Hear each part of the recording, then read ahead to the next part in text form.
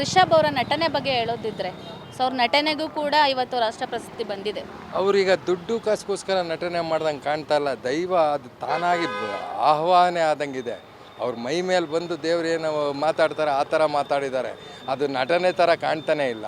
ಆ ಮಕ್ಕಳಿಗಿಂತ ಜಾಸ್ತಿ ಪ್ರೀತಿ ತೋರಿಸ್ತಾರೆ ಆ ಕೋಣಗಳಿಗೆ. ಅದನ್ನೆಲ್ಲ ನೋಡಿ ತುಂಬ ಖುಷಿ ಆಗ್ತದೆ. ಅದರಲ್ಲೂ ರಿಷಬ್ ಶೆಟ್ಟರು ಫಸ್ಟು ಇದನ್ನು ತೋರಿಸ್ಬೇಕು ಅಂತ ಮನ್ಸು ಮಾಡಿದ್ರಲ್ಲ, ಅದಕ್ಕಿಂತ ದೊಡ್ಡದು ಯಾವುದೂ ಇಲ್ಲ. ಅವ್ರಿಗೆ ಪ್ರಶಸ್ತಿ ಬಂದಿದ್ದಕ್ಕಿಂತ ಫಸ್ಟ್ ತೋರಿಸ್ಬೇಕು ಅನ್ನೋ ಧೈರ್ಯ ಮಾಡಿದ್ರಲ್ಲ, ಅದಕ್ಕೆ ಸಾಕು ನಮಗೆ.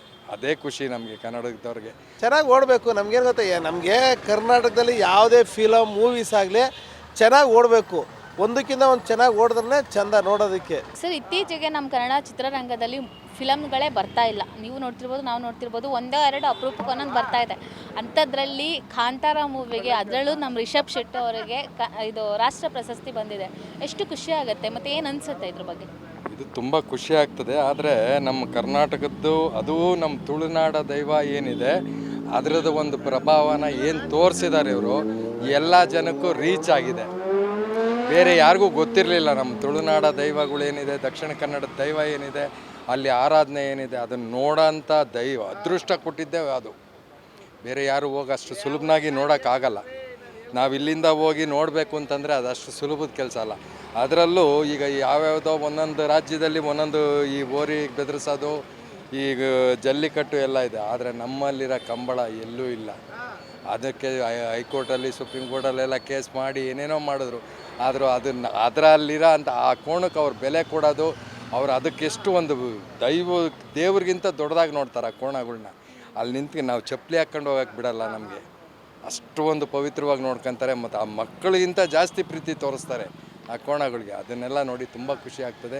ಅದರಲ್ಲೂ ರಿಷಬ್ ಶೆಟ್ಟರು ಫಸ್ಟು ಇದನ್ನು ತೋರಿಸ್ಬೇಕು ಅಂತ ಮನ್ಸು ಮಾಡಿದ್ರಲ್ಲ, ಅದಕ್ಕಿಂತ ದೊಡ್ಡದು ಯಾವುದೂ ಇಲ್ಲ.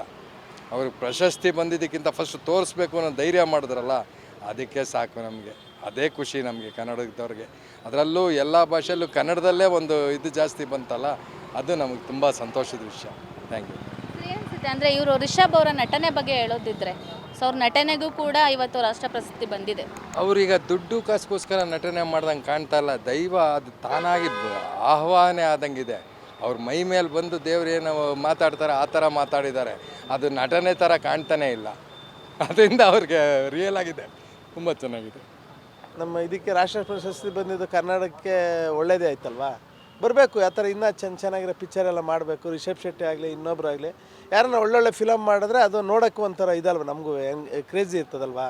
ಮೊದಲು ಏನು ಗೊತ್ತಾ, ಮೊದಲು ತೆಗಿತಿದ್ದ ಪಿಕ್ಚರು ಯಾರು, ರವಿಚಂದ್ರನ್ ತೆಗಿತಿದ್ದ ಪಿಕ್ಚರು ಎಲ್ಲೋದು, ಏನು ಥಿಯೇಟ್ರುಗಳು 100 ಡೇಸು ವರ್ಷ ಅಲ್ವಾ. ಹಾಂ, ಚೆನ್ನಾಗಿ ಓಡಬೇಕು. ನಮಗೇನು ಗೊತ್ತಾ, ನಮಗೆ ಕರ್ನಾಟಕದಲ್ಲಿ ಯಾವುದೇ ಫಿಲಮ್ ಮೂವೀಸ್ ಆಗಲಿ ಚೆನ್ನಾಗಿ ಓಡಬೇಕು. ಒಂದಕ್ಕಿಂತ ಒಂದು ಚೆನ್ನಾಗಿ ಓಡಿದ್ರೆ ಚೆಂದ ನೋಡೋದಕ್ಕೆ ಅಲ್ವಾ. ಇವನು ಯಶ್ ಇರ್ಬೋದು, ನಮ್ಮ ಪುನೀತ್ ಇದ್ದರು, ಪುನೀತ್ ಅವೆಲ್ಲ ಇಟ್ಟದು, ಪುನೀತ್ ರಾಜ್ಕುಮಾರ್ ಅವು. ಆ ಥರ ಏನು ಗೊತ್ತಾ, ಪುನೀತ್ ಇರಬೇಕಿತ್ತು ಇವತ್ತು. ಪುನೀತ್ ಇರಬೇಕಿತ್ತು, ಶಂಕರ್ನಾಗಿರಬೇಕಿತ್ತು, ರಾಜ್ಕುಮಾರ್, ವಿಷ್ಣು ಇವರೆಲ್ಲ ಇನ್ನು ಸ್ವಲ್ಪ ದಿನ ಇದ್ದಿದ್ದರೆ, ಹಳೆ ತಲೆಗಳು ಇದ್ದಿದ್ರೆ ಇನ್ನೂ ಚೆನ್ನಾಗಿ ನಡೆಯೋದು ಫಿಲಮು ಅಲ್ವಾ. ಕಾಂತಾರ ಮೂವಿ ಬಗ್ಗೆ ಏನು ಅನಿಸ್ತು ನೋಡಿ? ಕಾಂತಾರ ಮೂವಿನ ಚೆನ್ನಾಗಿದೆ ಮೇಡಮ್. ನಾವು ಎಷ್ಟು ಸತಿ ಮನೇಲಿ ಥಿಯೇಟ್ರಲ್ಲೂ ಒಂದು 2-3 ಸತಿ ನೋಡಿದ್ದೀನಿ. ಮನೇಲಿ ಆಗ್ತಾಗೆಲ್ಲ ಇದು ಬರ್ತದಲ್ಲ, ಟಿ ವಿನಲ್ಲಿ ಬಂದಾಗೆಲ್ಲ ನೋಡ್ತೀನಿ, ಟೈಮ್ ಸಿಕ್ತಾಗೆಲ್ಲ ನೋಡ್ತೀನಿ ಮೇಡಮ್. ಕಾಂತಾರ ಮೂವಿ ಜೊತೆಗೆ ಇದು ರಿಷಬ್ ಶೆಟ್ಟಿ ಅವರ ನಟನೆಗೂ ಕೂಡ ಬಂದಿದೆ. ಸೊ ಏನು ಅನಿಸುತ್ತೆ ಅವರ ನಟನೆ ಬಗ್ಗೆ ರಿಷಬ್ ಶೆಟ್ಟಿ ಅವರು? ಅಲ್ಲೋ ಅವೆಲ್ಲ ಏನು ಗೊತ್ತಾ, ಮಾಡ್ಬೇಕಂದ್ರೆ ಈಗ ಕಷ್ಟ ಆಗುತ್ತೆ. ಈಗೇನು ಗೊತ್ತಾ, ನಾವು ಈ ಥರ ಇರಲ್ಲ, ಆ ಥರ ಮಾಡ್ಕೋಬೇಕಂದ್ರೆ ಅವ್ರು ಎಷ್ಟು ಎಲೆಡ್ಕೆ ತೆಗ್ದಿರ್ಬೇಕಲ್ವಾ. ಹಾಂ, ತೆಗ್ದಿರ್ತಾರಲ್ಲ. ಮತ್ತು ಹಂಗೆ ಅವ್ರು ಏನು ಗೊತ್ತಾ, ಅದು ಇದೆ ಅಲ್ಲ, ಅದೊಂದು ಕ್ರೇಜು ಅಂತಾರಲ್ಲ, ಅದು ಕಷ್ಟ, ತುಂಬ ಕಷ್ಟ ಆಗುತ್ತೆ ಮಾಡಬೇಕಂದ್ರೆ. ಒಳ್ಳೆ ಕೊಟ್ಟಿದ್ದು ಒಳ್ಳೆ ಇದಾಯಿತು ನಮ್ಮ ಫಿಲಮ್ ಇಂಡಸ್ಟ್ರಿಗೆ, ಚೆನ್ನಾಗಿದೆ. Beat plus Karnataka.